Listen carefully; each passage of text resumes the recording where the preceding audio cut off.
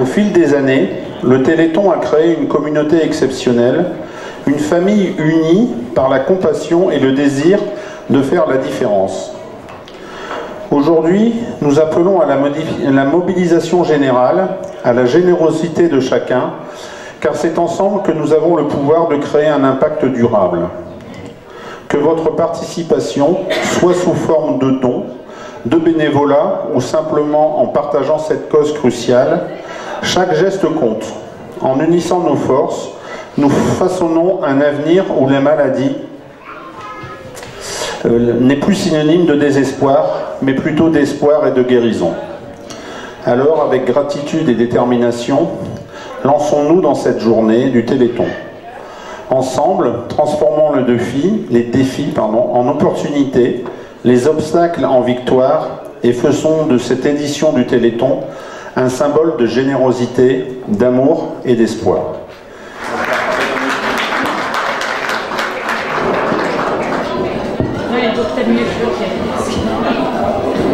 Bonsoir.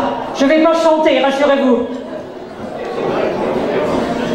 Catherine Kay, donc effectivement, je suis coordinatrice départementale du Téléthon, c'est-à-dire responsable de l'équipe de bénévoles qui œuvrent pour le Téléthon. On est 12 ou 13 dans l'équipe, on habite en différents points du département. Et dans l'équipe, bien sûr, il y a des gens ici que vous connaissez bien, comme Monique Elino, que je vous demande d'applaudir. Son mari Jean-François aussi, qui a œuvré pendant longtemps dans la coordination. Et voilà, moi j'habite plus au sud. Voilà.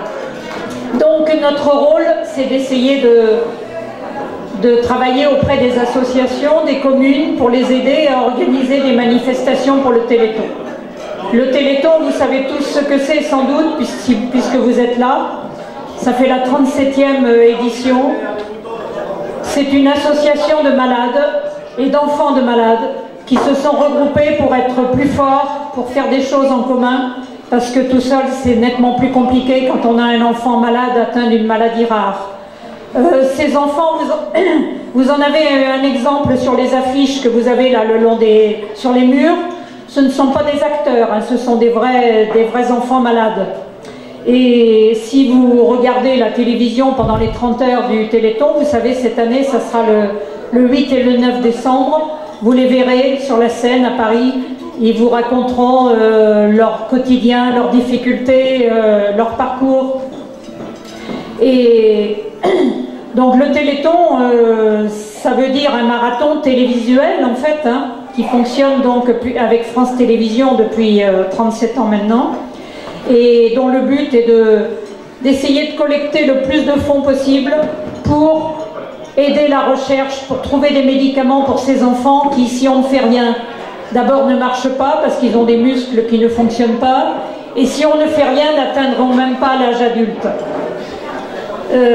Il y a environ 7000 maladies rares qui existent.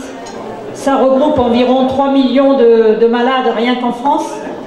Et pour ça, on en est à peu près qu'à 5% de remèdes pour ces maladies. Alors vous voyez, il y a encore une grande marge de progression. C'est pour ça que le Téléthon n'est pas prêt de s'arrêter et qu'on aura toujours besoin de votre générosité pendant encore longtemps. Et le Téléthon, il ne vit que grâce aux dons justement des particuliers, grâce à l'action des 210 000 bénévoles dans toute la France qui organisent des repas, des concerts, des lotos, des ventes de crêpes, enfin tout un tas de choses pour collecter des fonds. Je tenais à remercier Monsieur le maire d'abord de m'avoir reçu, et puis toute l'équipe qui a organisé ce repas, les musiciens qui sont quelque part là-bas, je crois qu'il y en aura d'autres encore tout à l'heure. Merci à eux d'animer cette soirée. C'est grâce à l'action de tous ces bénévoles que le Téléthon peut continuer à perdurer. Cette année, le parrain national sera le chanteur Vianney, vous le savez peut-être déjà. Il ne viendra pas à Beauvais ce soir, j'en ai peur, mais je crois le savoir. Mais en tous les cas, il sera sur scène en tous les cas le 8 et le 9 décembre. Et on a un parrain départemental aussi qui n'est pas atteint de maladie mais qui malheureusement est gravement handicapé suite à un accident. C'est un sportif de l'extrême, Philippe Croison, vous connaissez sans doute, il est encore passé à la télé tout à l'heure là sur la une, dans 50 minutes Inside. Donc ce monsieur est très généreux et il a accepté tout de suite d'être le parrain. Il m'accompagnera sur un grand nombre de manifestations pendant les 30 heures. Mais là c'est pareil, on ne pourra pas être partout. Le département est tout en longueur et il y a beaucoup d'animations, il y en a peut-être 300 dans tout le département, on ne pourra pas les faire toutes. Mais il y aura quand même des choses assez exceptionnelles. Il y aura par exemple un triathlète qui va traverser l'estuaire depuis le phare de Cordouan jusqu'à Saint-Palais-sur-Mer le 9 décembre. Philippe Croison, justement, si vous voulez l'entendre, il sera à Angoulins le dimanche 3 décembre et il tient une conférence au profit du Téléthon, bien sûr. Et le matin, il se met à l'eau, il va se baigner, et tout ça au profit du Téléthon. Et il y aura bien sûr plein d'autres manifestations aussi. On va essayer d'en parler dans la presse, sur les réseaux sociaux au maximum. En tous les cas, je ne vais pas vous empêcher de manger. Je sais que vous êtes là pour ça et pour écouter la musique, pour profiter de la soirée. Mais en tous les cas, je tenais à vous remercier infiniment d'être là. Et j'espère que ce genre de manifestation, vous la reproduirez à Beauvais, monsieur le maire. Il n'y a pas de raison. Hein, que les associations travailleront ensemble pour faire une nouvelle fête et une nouvelle animation comme celle-là. C'est important. Je vous rappelle, je vois l'urne là, je vous rappelle que quand vous faites des dons, quand vous faites des chèques à l'ordre de l'AFM Téléthon, il y a 66% d'avantages fiscaux, de déduction fiscale. C'est important à savoir. Par exemple, si vous faites un chèque de 100 €, en réalité, ça ne vous coûte que 34 €. Et vous recevez directement de l'AFM par courrier un reçu fiscal. C'est bon à savoir, c'est une association d'utilité publique et donc c'est soumis à cet avantage fiscal. Voilà, écoutez, je ne vais pas être plus longue, je vais vous souhaiter une excellente soirée et je vous remercie encore.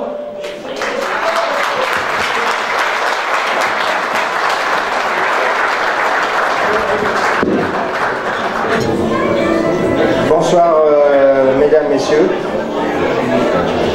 Donc là,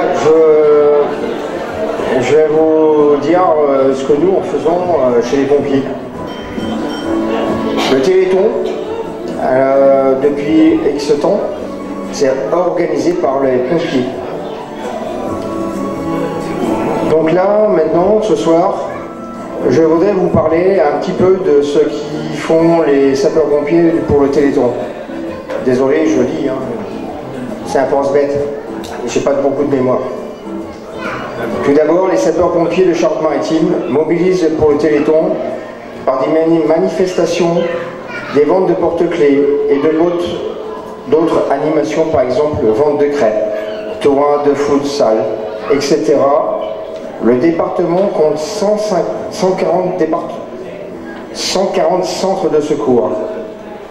Courant l'année 2022, 17 centres secours ont participé au Téléthon.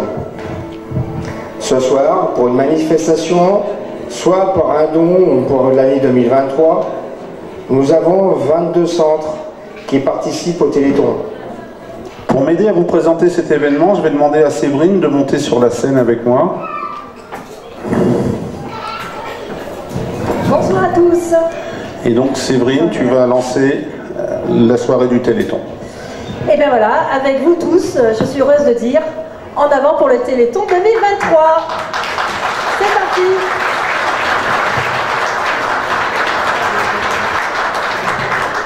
Tia et Tony, merci de les applaudir. Louise, Cathy, Jack,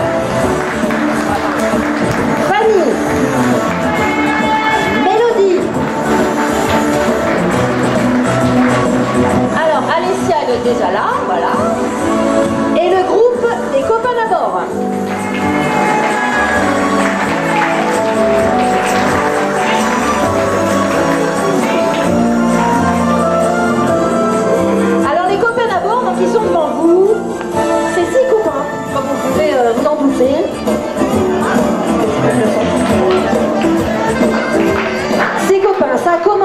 fait, il y a à peu près 7 ans, c'est des gens du coin, c'est des gens de Paillé.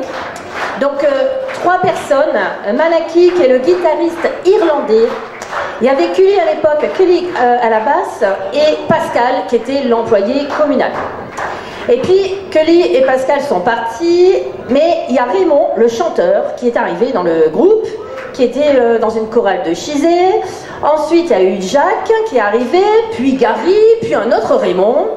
Et alors là, une amitié, de la musique, et ben du coup ça donne quoi? Ça donne les copains d'abord, qui ce soir, voilà, vont vous interpréter différentes chansons anglaises, françaises, pour notre plus grand plaisir. Et puis on va pouvoir commencer le repas, du coup.